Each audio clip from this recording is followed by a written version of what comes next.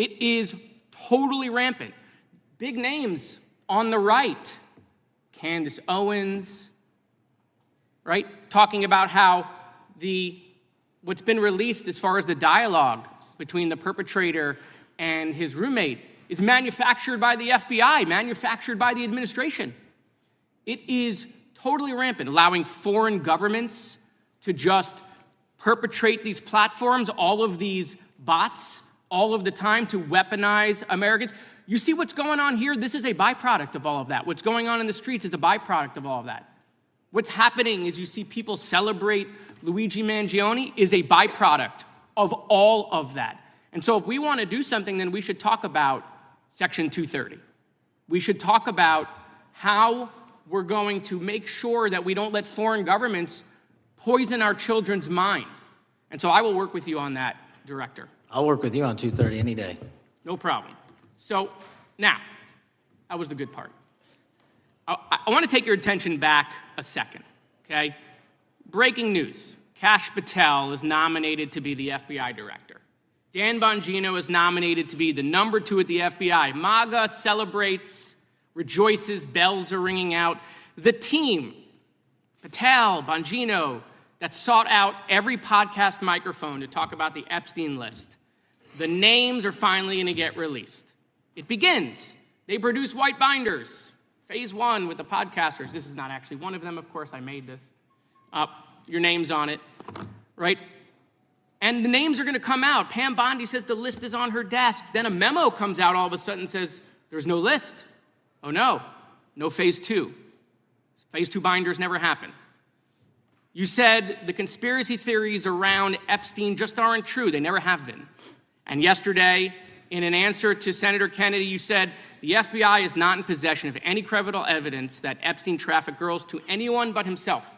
So according to your testimony yesterday and in this committee, according to the evidence the FBI has, the number of names on the list are 0.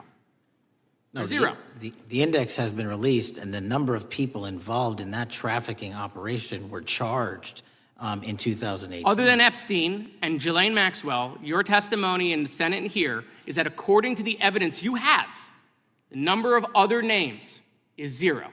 That were charged based on credible evidence. Well, who are the other names? Give me the other names that weren't charged.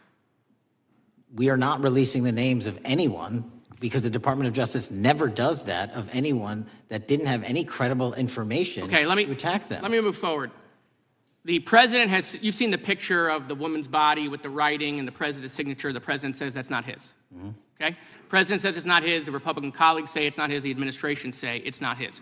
Will you be opening up an investigation into the Epstein estate for putting out a fake document with the president's signature linking him to the world's largest pedophile ring? Will you be opening that investigation into that? On what basis? On what basis? They literally put out a fake document, according to the president, with a fake signature. It's a forgery of the president of the United States signature. That's the basis. Sure, I'll do it. Okay, I look forward to that investigation. Am I over? Thank you, Mr. Chairman. I appreciate your diligence. Gentleman's time has expired. Chair now recognizes the gentleman from California. Director Patel, as you know, my state, California, is home to the worst public infrastructure failure in U.S. history, known as California High-Speed Rail, although the name is probably a misnomer. Earlier this year, I joined your counterpart at the Department of Transportation, Sean Duffy, doing a compliance review of the federal money the state has received, and the outcome was that the state has not complied with the terms of its billions of dollars in funding because it hasn't actually built anything. And so that federal funding has now been cut off, but a lot of us in California still have questions as to where all the money went. We're 17 years in to this project, and absolutely nothing has been built. Not a single bit of track has been laid. There are no stations. There are no passengers. And the plan initially was to have the whole thing, LA to San Francisco, done by 2020 at a cost of $33 billion. Yet here we are in 2025. Nothing has been built. And according to the New York Times, the project won't even be completed this century, and the total cost is now estimated to be over $130 billion. So I just wanted to ask you, do you think this is something that bears scrutiny, or can you confirm whether there's any kind of investigation going on at the FBI? The FBI certainly can't investigate incompetence, but the FBI certainly can investigate and does investigate waste, fraud, and abuse. And so if we have any information that indicates that that happened in this situation or anything else, we'll look at it. Thank you very much. We've also, been talking some today about the issues that occurred at the border during the Biden administration. You might not agree with your predecessor on everything, but you probably would agree with some of the statements he made in testimony before this and other committees, raising alarms about the risk of terrorism from illegal border crossings. Since becoming director, have you gotten some insight into how well calibrated those warnings were, and what is the status of that risk now? Since becoming director, there's been a sharp decrease of border crossings for known or suspected terrorists from the southern border. But unfortunately, there has been a sharp increase of known or suspected terrorists entering through our northern border. And so what I'm trying to do is work with our northern border states and our interagency to tackle that problem. But it is an absolutely massive border that can't physically be sealed. So we're going to have to get creative and put more resources into that. And in a similar vein, there were over 500,000 unaccompanied children that crossed the southern border during the Biden administration. As we know, many were trafficked either through forced labor or sex trafficking. Do you have any insight as to what the scale of that problem was and how have things changed over the last several months? Other than what you outlined in terms of how it was described, I don't have any additional details. In terms of how many people are being trafficked into this country, especially unaccompanied missing children, that number has drastically reduced because the coyotes that smuggle these children for their criminal activity are the same ones that smuggle in narcotics or the same one that traffic older age women. They're all interconnected. And because of the sealing of the southern border by this administration, that has come to a near halt. That is a very important point, that we have seen far fewer victims of human trafficking because we finally prioritized border security. And by the way, you have children who are getting rescued because of the immigration enforcement activities that unfortunately some politicians in my state are trying to stop, thereby stopping those kids from getting rescued. We've seen, of course, a substantial reduction in crime here in Washington, D.C. since the FBI and the National Guard got involved. I'm kind of asking you to state the obvious here, but what is the mechanism there? Why have we seen a reduction of crime when D.C. has had such a huge crime problem for years, and then almost overnight we see such a big difference? Because of the dedication and resources from President Trump's administration to utilize all federal, state, and local assets in a heavily crime-ridden area. I mean, if we did not have a crime-ridden area, then homicides, carjackings, and gun violence would not be dropping by 40, 50, 60%. And when you allow the police, the MPD, to work with federal authorities and allow the National Guard to set up your perimeter, this is what you can do in a few short weeks. And we at the FBI, under Operation Summer Heat, have set those Phase 01 operations in motion 4 months ago, quietly at the direction of President Trump. So we are scattered across cities across this country doing just that. But we're going to need more help to complete the job. Yeah, in too many places in this country, crime has just been treated as sort of a norm, that this is the way things have to be. What's happened in D.C. shows that is not the case if we have the right policies and the right priorities. Finally, this is tragically the second time in as many years that we've had an FBI director here following either an assassination or an assassination attempt. And so since there's been some time now since from the attempted assassination on President Trump at Butler, would you say that the public's understanding of what took place on that day is fairly consistent with all of the facts as you know them, or do you believe there's still material facts that have not been made public or are not fully understood by the public? No, I think it's fairly consistent. Thank you. I yield. Gentleman yields back. The lady from Texas is recognized. Man, oh man, there has been so much today, and I truly don't know where to start. So I'm just going to make sure that we start off with a few facts. So a couple of facts that we need to make clear for everyone is that, number one, Director Christopher Wray, when he was appointed to be the head of the FBI, was appointed by Donald Trump. Now, I will agree that I definitely take issue with a number of decisions that Donald Trump makes, especially when it comes to the people that he decides to appoint to very important positions, including this one, because I did have to make sure that I wasn't going crazy. But when I say that you are the least qualified FBI director in the history of the FBI, that is real, because you are the only one that never even served with the FBI prior to joining. Yet we are supposed to believe that That's you are false. the greatest thing since sliced bread. I didn't ask you a question. Now, what I want Still to go false. through is to talk about why you are a failure and why, honestly, we just need to tell you bye-bye. I know that you got a little upset and you put on your show for your boss because it seems like you're trying to save your job when it came to talking to Senator Booker yesterday. But let's go through some of your failures. So before you were even confirmed, and I think one of my colleague from Georgia, pointed out that you are already targeting career officials so that you could direct illegal firings. Mind you, these cases that you were so upset about, which are the ones tied to Trump, the cases came through his handpicked FBI director. And frankly, when people sit around and say things like, oh, you know, we're happy because now we feel safe. I don't know who feels safe in this country except for the white supremacists, because I specifically as a black woman definitely don't feel safe.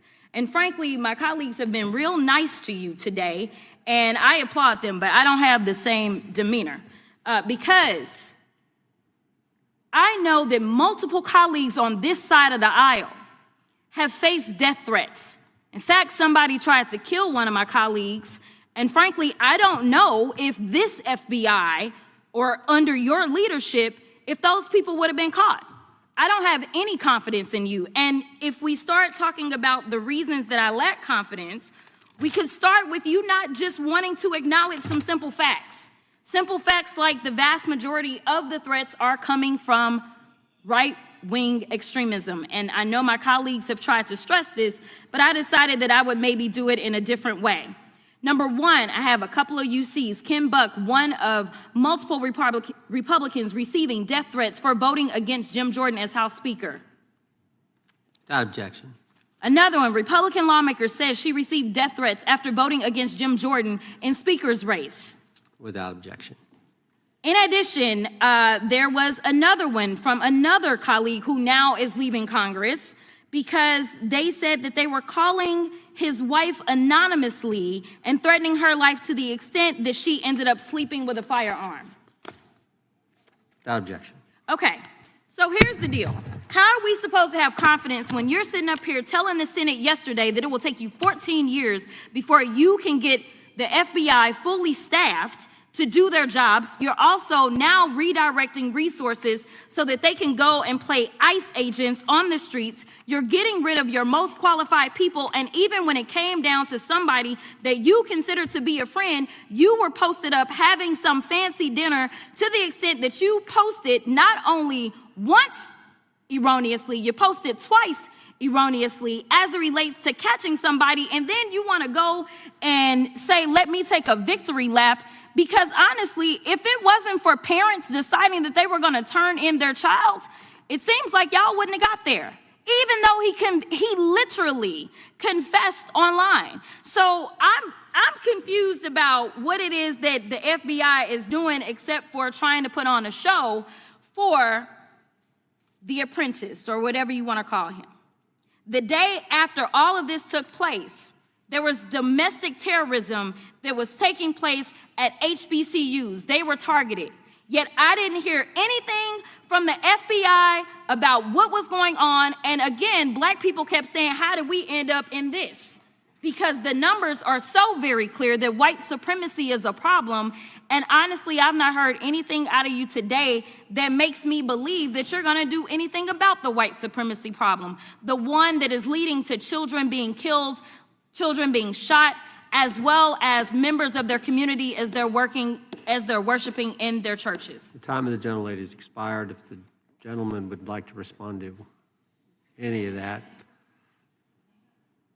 Well, I mean, I'll respond. Kash Patel, as I said when I introduced him, public defender, former prosecutor, top staffer on the House Intelligence Committee, Deputy Director of National Intelligence with the National Security Council, Chief of Staff at the Department of Defense, and FBI Director. I think that's a pretty good resume for the guy who's now running the top law enforcement agency in our country.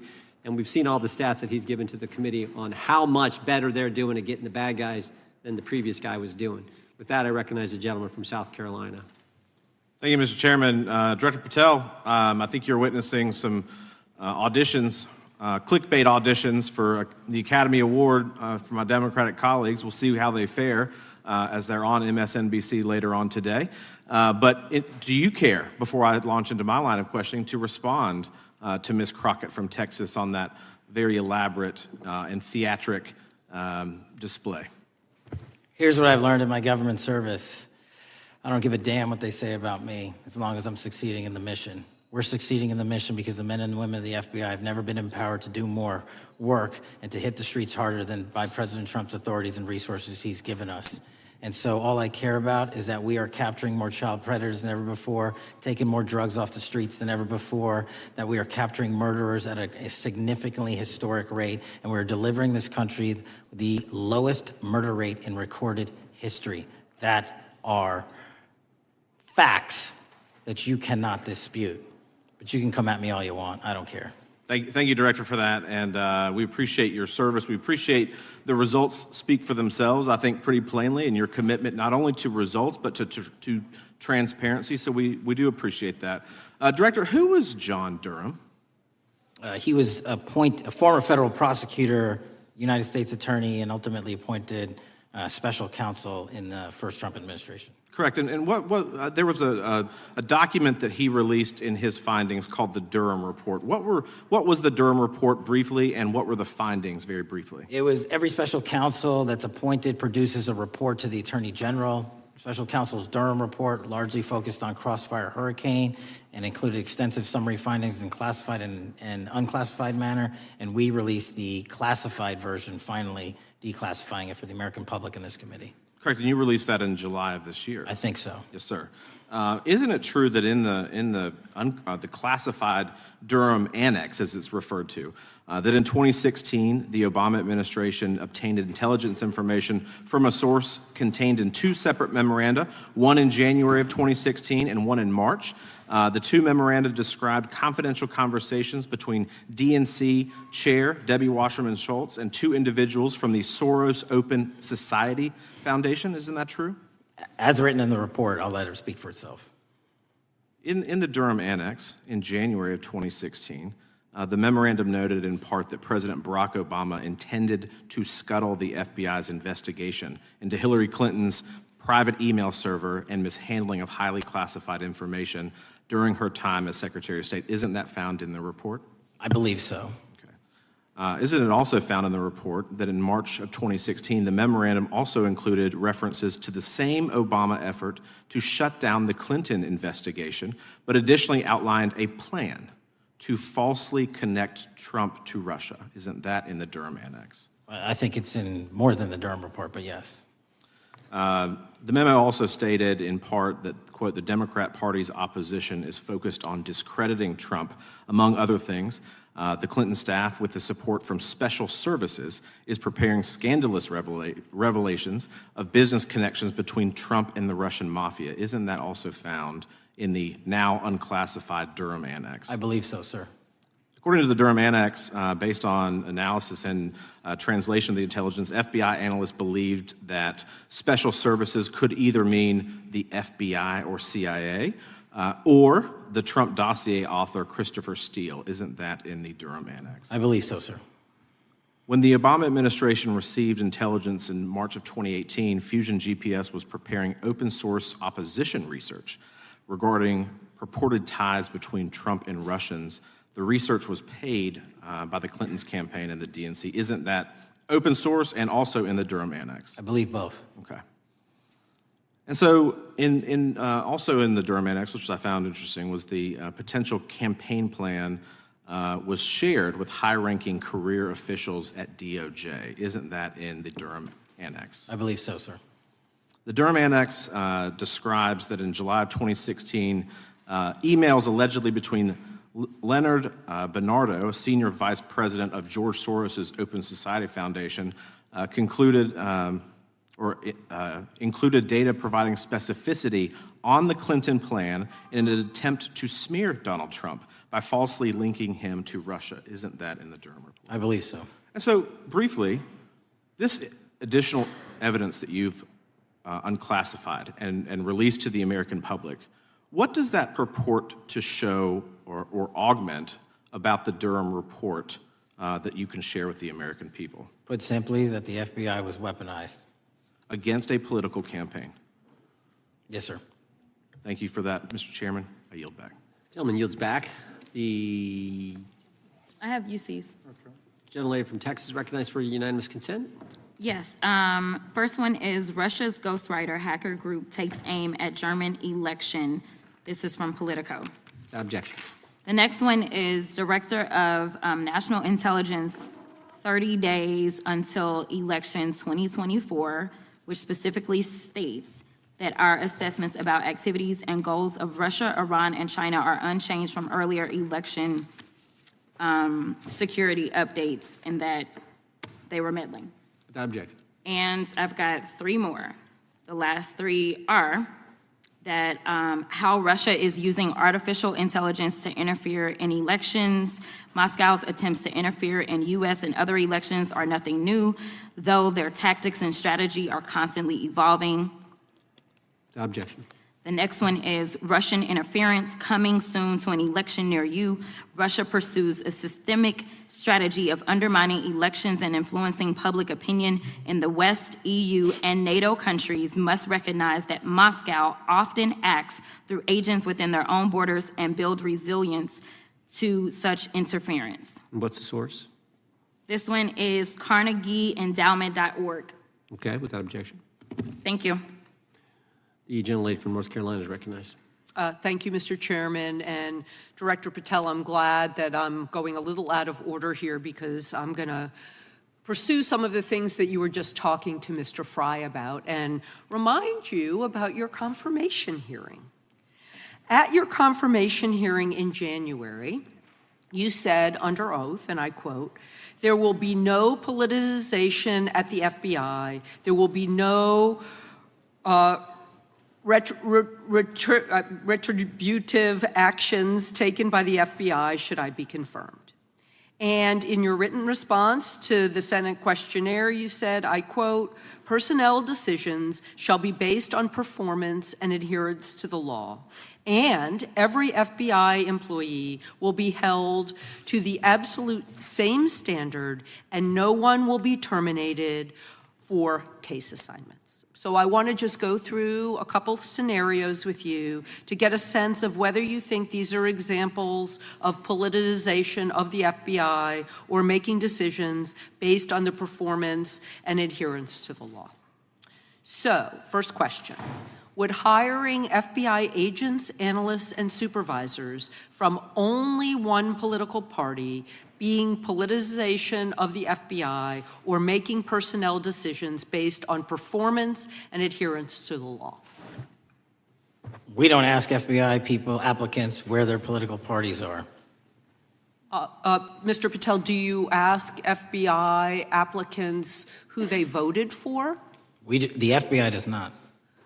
Are you aware that in the lawsuit that Mr. Driscoll filed against you and the FBI, he was asked who he voted for? Since that lawsuit has been filed, that's ongoing litigation, I'm not able to comment. Well, but it also means that you just said that what happened in his situation didn't happen. So we will go on to the next question. Let me ask you an even easier one. Does firing agents for working on the cases that they were assigned to and that the president didn't like, is that politicization of the FBI or making personnel decisions based on performance and adherence to the law? The FBI doesn't terminate anyone based on case assignments alone. Has the FBI ever been sued by somebody who felt that they were terminated based on case assignments? In the entire history of the FBI, I'm sure they have. No, since your tenure. I'm sure there's ongoing litigation. Yes. In fact, there is ongoing litigation. And in fact, people have been asked who they voted for. And in fact, you are running an FBI for the President of the United States rather than the people of the United States, because my questions were not hypotheticals. They are the things you have done during your tenure. And according to a lawsuit filed last week by long-term FBI agents, you fired former acting director Brian Driscoll. He had served with the Bureau for nearly 20 years, earned a Medal of Honor, Medal of Valor for bravery during the dangerous ISIS raid, and had a wealth of crisis response experience and led the FBI's critical incident response group. When the Trump administrations interviewed Mr. Driscoll for that role, they interrogated him about his political leanings and who he voted for in the last 5 elections. Questions Mr. Driscoll refused to answer because those types of questions impermissibly politicized the FBI. You also fired Steve Jensen, who served the FBI for nearly 2 decades and ran critical terrorism, counterintelligence, and organized crime operations, whom you once described as embodying what the American public demands of the FBI. But he was fired because he took part in investigating crimes committed on January 6th. And Trump's MAGA base lambasted you online for keeping him at the FBI. So he's no longer at the FBI. You also fired a decorated combat veteran with decades of experience in the Bureau, Special Agent Walter Jardia, because he worked on the investigation into the Russian interference in the 2016 presidential election and helped investigate Trump's ally, Peter Navarro. Director Patel, it is very clear that you have flunked your own test. You've put saving your job, which I actually believe you were being honest about during your confirmation hearings, over doing what's right for the FBI and the American people. That is not adherence to the law. Thank you, and I yield back. Time of the gentlelady is expired. The chair now recognizes the gentleman from North Carolina. Thank you, Mr. Chairman. Director Patel, it's great to have this opportunity. Thank you for being here. Thank you for your service. And I've got to say, one of the most disheartening components of the previous administration, when I was working with local law enforcement all over the state of North Carolina, all over the country, people rightfully did not really care about the inner work. It's important for this FBI to be transparent without jeopardizing our investigations. So a little bit of the timeline is important. Charlie Kirk was unfortunately assassinated on September 10th. We immediately, the next day, released images early in the day in local time in Utah to start the public partnership in our manhunt for the assassin and culprits. At approximately 5 p.m. local time, I arrived on the ground and walked the crime scene myself. And we flew multiple FBI assets in and out to process DNA simultaneously while bringing in evidence response technicians, hostage rescue teams, and other experts to assist state and local law enforcement with their investigation. At 8 p.m. local on September 11th, the FBI collected and populated and promulgated at a press conference a video of the suspect on the grounds. We also released enhanced images. Due to that release that I directed and ordered, the suspect involved was apprehended and in custody at 10 p.m. local time. That's less than 2 hours after we did the video release and the photo release. So within 33 hours, that individual suspect was in custody. And his family, who has since been interrogated, specifically stated to FBI interrogators that because of the video that the FBI released at my direction and because of the photographs that they released, they identified their son, they confronted their son when he swung by their home, and that's what led to his apprehension. We are still, the FBI, has that investigation ongoing, and it continues to be ongoing. And I want to thank the state of Utah and the state and local authorities there. And I also want to thank the Attorney General and President Trump for directing resources to allow us to conduct that investigation as we have. Under this administration, the FBI has arrested more than 23,000 violent criminals. 23,000 in 7 months. That's twice as many year to date last year. We've taken over 6,000 firearms off the streets. 6,000 guns are no longer in the hands of criminals in 7 months. We've identified and found and located 4,700 child victims. That is a 35% increase year to date last year. We have arrested 1,500 child predators. That is a 10% increase year to date last year in just 7 months. We've assisted our partners with countless counterterrorism operations around the world. We've captured, at the FBI, 4 of the most top 10 wanted fugitives in the world in 7 months, To put that in perspective, that's as many as my predecessor nabbed in the entirety of the Biden administration. We got 4, we got more coming. On top of that, in 2 weeks, thanks to the help of the CIA, we collected and captured one of the individuals responsible for the horrific Abbey Gate bombing that led to the murder of 13 service members. We did that in 2 weeks. They didn't do it in the 4 years of the entire prior administration. Nationwide, we've been executing our Operation Summer Heat, the FBI's national focus on targeting violent crime based on intelligence-driven operations. Ask the citizens of Seattle, Miami, Memphis, Charlotte, Chicago, New Orleans, to specifically highlight New Orleans and Nashville. There has been a 250% increase in violent crime arrests in those cities alone, and other mid-major cities that I've just listed.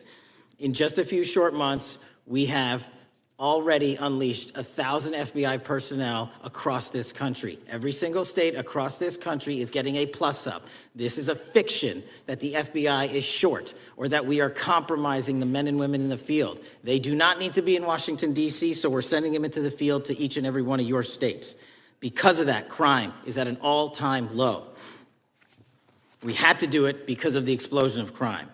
And maybe the most important stat for Americans to realize: in just 7 months, we are on track to produce the lowest murder rate in modern U.S. history by double digits.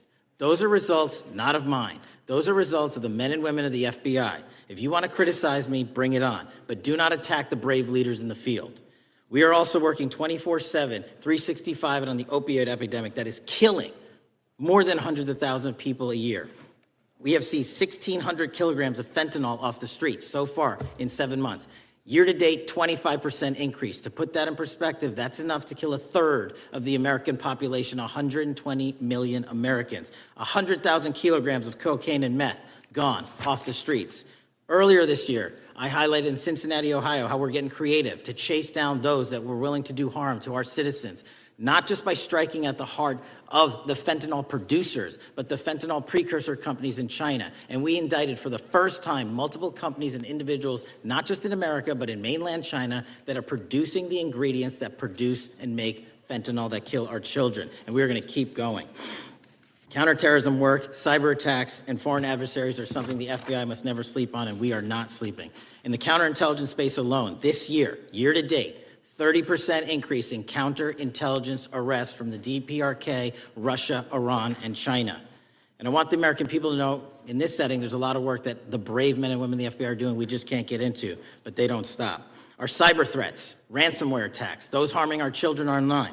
We have nearly a 20% increase in indictments arrests in 7 months alone this year. We're going after those that harm our malware, infrastructure systems, telecom systems, and energy structure. Combating SALT and Vault Typhoons are just a little bit of the examples we're doing.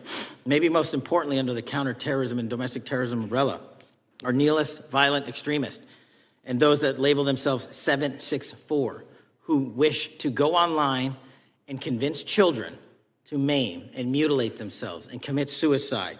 And we are producing record numbers of arrests under that umbrella organization. We even stopped an individual in the 764 network who wanted to conspire to kill an adolescent girl. He is now in custody. Transparency remains one of my main priorities at the FBI. And this is what I've done in my 7 months at the helm. We've produced more than 33,000 pages of documents to Congress to a variety of committees, including, I believe, 7,500 to this committee alone, if memory serves me correct.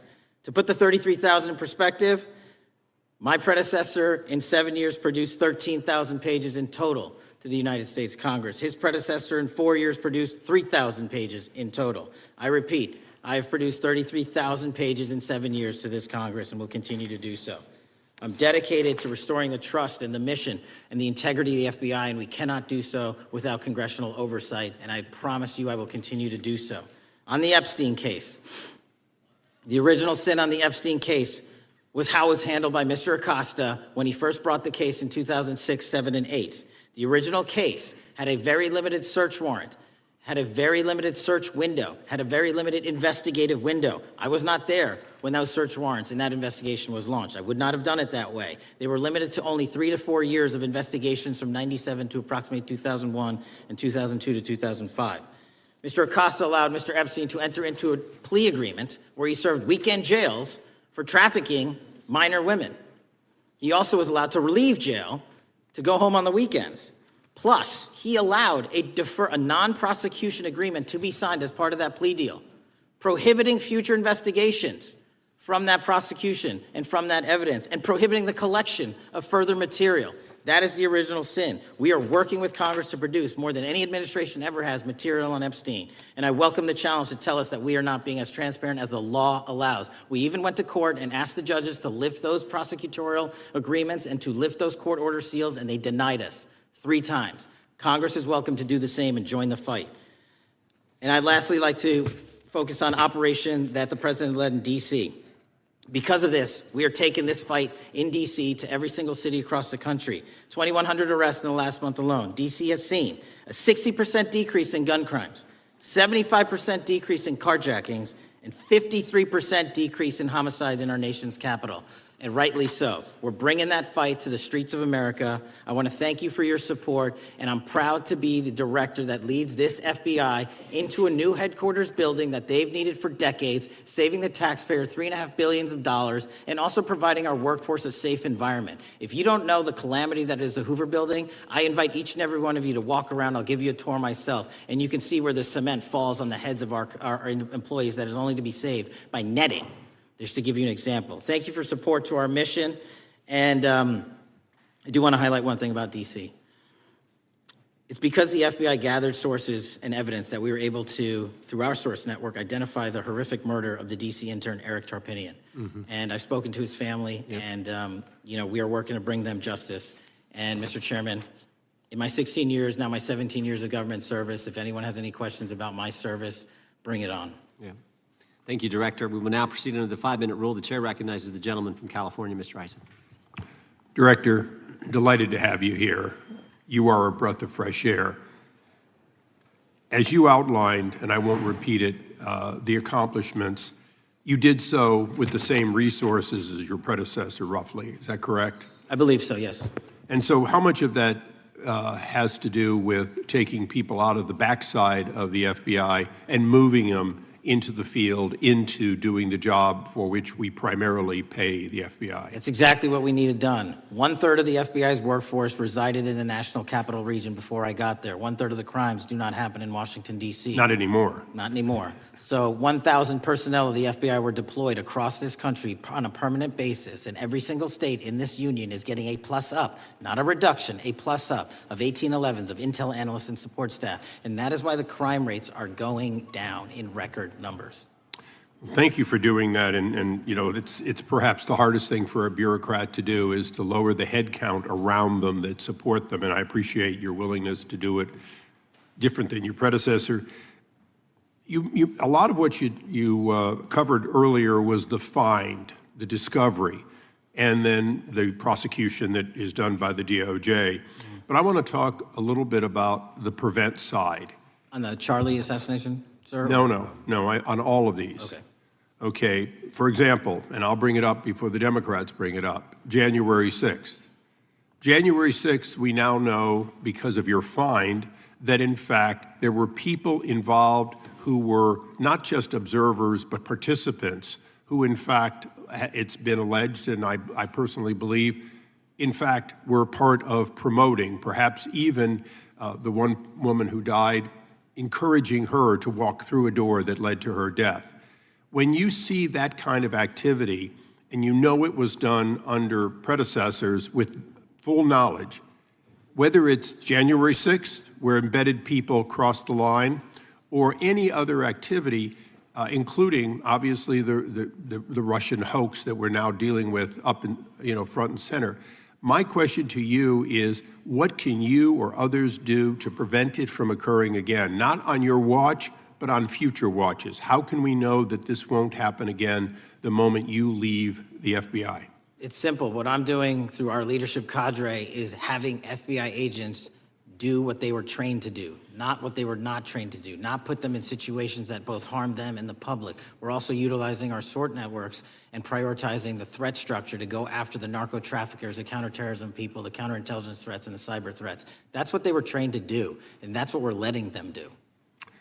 One major question I have, after decades of doing this, on our side of it, both the chairman, myself, and others, both at oversight and here, have seen that the FBI and the Department of Justice hide behind non-statutory practices. Now, you've changed the interpretation of many of those practices. That's why we're getting the discovery that was previously withheld. How do we work together to make sure that we never again have false walls, non-statutory walls that say the Department of Justice has a prohibition about giving, quote, you fill in the blank, that has led to the chairman not seeing anything until you took over? I'm wedded to aggressive constitutional oversight. Having been a House congressional staffer, I know that is an important part of securing our democracy. And the way we make it an everlasting, enduring process is by showing the American people the results of what we are doing and the important work of this committee and putting it out to them so they can see government waste, fraud, and abuse. And then they can demand from our constituents and our electors that they want this process to continue. Last major question here. Some things are so sensitive that we both would agree they cannot be made public. Will you commit to this committee when it is too sensitive to disclose that you would at least make it available for in-camera review by the chairman and ranking members or others designated? I have done that, and I will continue to do that. Well, thank you, Mr. Chairman. This is a breath of fresh air. This is the beginning of what we need. But my questions today for the director are ones in which I believe that we do need to codify by agreement or by statute, if necessary, the kind of openness and transparency that we're seeing from this administration, the kind of discovery that's allowing us to do our oversight properly. And I would hope that that be the follow-up to this, obviously along with the Attorney General. And I yield back my 4 seconds. Thank you. The gentleman yields back. The gentleman from New York is recognized. Thank you, Mr. Chairman. Welcome, Director Patel. In the wake of the tragic murder of Charlie Kirk, Donald Trump said, quote, "Violence and murder are the tragic consequences of demonizing those with whom you disagree, day after day, year after year, in the most hateful and despicable way possible," close quote. I would note for the record that Donald Trump has famously demonized practically every person he has ever disagreed with, and therefore, using his own logic, he has put their lives at risk. I should know, about 2 weeks ago, when I announced my decision not to my decision not to seek re-election, many people on both sides of the aisle, including the chairman, offered me well wishes and thanked me for my service. Donald Trump, on the other hand, took to Truth Social to call me a, quote, psychopathic nut job, among other things. Yesterday, I received a threatening note filled with anti-Semitic comments and hateful attacks that mimicked some of the same language used by the president. I am sure many of us on this committee face similar threats every day. We have seen political assaults on both the left and the right. The attack on Charlie Kirk, the attempted assassination of the president, the murder of the Democratic Speaker of the Minnesota House, the assault on Paul Pelosi, and the attack on the Capitol on January 6th, for example. Director Patel, do you agree that there is political violence from both the left and the right? There is too much political violence. Do you agree, yes or no, that there's violence? There is too much political violence based on ideologies from either side. From either side, okay. Are you aware of the study by the Cato Institute, a well-known conservative group, that found that 69% of the violence is from the right? I'm not familiar with that study. You're not familiar, okay. I would commend it to you. Are you aware the administration has threatened to use violence as an excuse to crack down on liberty and freedom of speech? Say that again, I'm sorry? Are you aware the administration has threatened to use violence as an excuse to crack down on liberty and freedom of speech? Nobody at the FBI is doing that. I didn't ask you about the FBI, I said the administration. I speak for the FBI. I would like to enter the record an article from today's New York Times titled, "Trump Invokes Kirk's Killing and Justifying Measures to Silence Opponents." In the wake of Charlie Kirk's killing, President Trump and his allies have laid out a broad plan to target liberal groups, monitor speech, revoke visas, and designate certain groups as domestic terrorists. I ask unanimous consent to insert this into the record. Thank you. Politicizing the murder of Charlie King to go after free speech is not a legacy I believe Charlie King would have wanted. Moving on, I want to address another topic, The FBI has traditionally played a key role in prosecuting public officials for corruption. But I fear that at a time when the president is accepting planes from Qatar for his post-presidential personal use, issuing pardons to major donors, and personally profiting from the office of the presidency, the FBI may be abandoning its commitment to investigating public corruption. Since its creation in the wake of the Watergate scandal, the Public Integrity Section has been one of the crown jewels of the Department of Justice, investigating and prosecuting corruption among the nation's public officials and acting as a key safeguard against politicized prosecutions. This section's work has been supported by an elite squad in the FBI devoted specifically to rooting out corruption. But according to reports, the Public Integrity Section has now been decimated, and the FBI's Public Corruption Squad has been disbanded. I would like to submit for the record a New York Times article entitled, "FBI Dismantles Elite Public Corruption Squad." I ask unanimous consent. Thank you. These actions are an invitation to corrupt politicians to break the law, since they know that the government is asleep at the switch. Last month, Senator Warren and I, along with dozens of other members of Congress, wrote to you and Attorney General Bondi expressing grave concern over your decision to effectively legalize corruption and to politicize prosecutorial decisions. And he asks unanimous consent to enter this letter into the record. Thank you. I don't have time today to walk through all your questions, all of our questions and concerns, but will you commit to answering this letter in short order so that we can understand what factors led to this decision and how it has impacted the ability to hold corrupt officials accountable?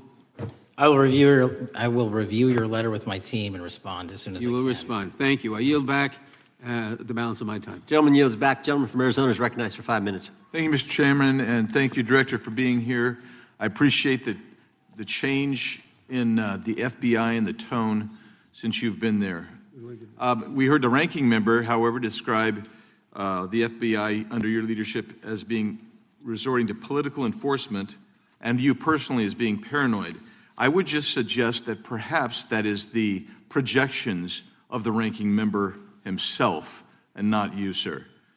I want to refer to something that was said yesterday in yesterday's hearing by Senator Grassley.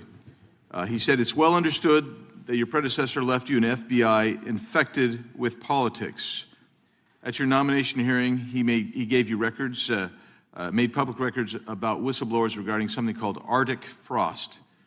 Arctic Frost was the FBI case opened and approved by anti-Trump FBI agent Thibault, and Arctic Frost became Jack Smith's elector case.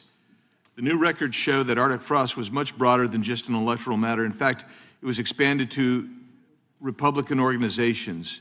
Some examples of the groups that the Ray FBI sought to place under political investigation included the Republican National Committee, Republican Attorneys General Association, and Trump political groups. In total, 92 Republican targets, including Republican groups, Republican-linked individuals, were placed under the investigative scope of Arctic Frost. On that political list for investigation was one of Charlie Kirk's groups, Turning Point USA. In other words, Arctic Frost wasn't just a case to politically investigate Trump. It was the vehicle by which partisan FBI agents and DOJ prosecutors could achieve their partisan ends and improperly investigate the entire Republican political apparatus. I'd ask that, Mr. Chairman, that document be administered. Without objection. So, I know that this may be under current investigation, but I wish to ask specific questions about this for just a moment. What search tools were used in Arctic Frost to view private communications of targets? I believe the traditional search tools, search warrants, lawful service of process, and the tools that the FBI has in our infrastructure systems, cybersecurity systems, and counterintelligence systems. But generally speaking, if I may, I want to use this to highlight the fact that I'm continuing my promise to work with Congress to produce documents simultaneously and also conduct ongoing investigations. I'm giving you as much as I can, and I'll give you more when I can. Thank you. Another question regarding that is, were there any directives from the Biden White House concerning the Arctic Frost investigation? Were there any, directives or communications from the Biden White House itself concerning the Arctic Frost investigation? I'll just rely on what was turned over to date, sir. Okay. So I want to add here, The search warrants that were used included the seizing of a U.S. member of Congress, his phone. I think we all know who that was and how that was taken away and used for political purposes, Mr. Chairman, Mr. Director. So we'll leave that for a second, and let's go over to the Charlie Kirk case for just a second. Let's emphasize this. How many hours did it take from the assassination to the arrest of the assassin, Mr. Director? 33. That seems pretty swift, and it was because of the actual release of videos and photographs that you directed to be released, sir. That's correct, and to put it in perspective, the Boston bomber took 5 days and Luigi Mangione took 5 days. Was the platform Discord forthright from the start with law enforcement about the shooter's communications on its platform? Discord, the platform ownership, has been working with our lawful process, and we are obtaining materials from them on a rolling basis. Thank you. And I want to get back here to Article Frost for just a second, Mr. Chairman. I'd like the unclassified document from the FBI released to be admitted to the record. Without objection. And a document from the Economic Times also to be admitted to the record. Without objection.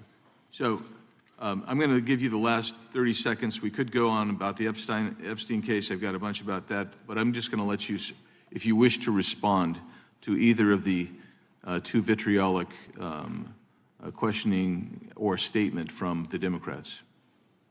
The work of the FBI speaks for itself. It's on showcase here today.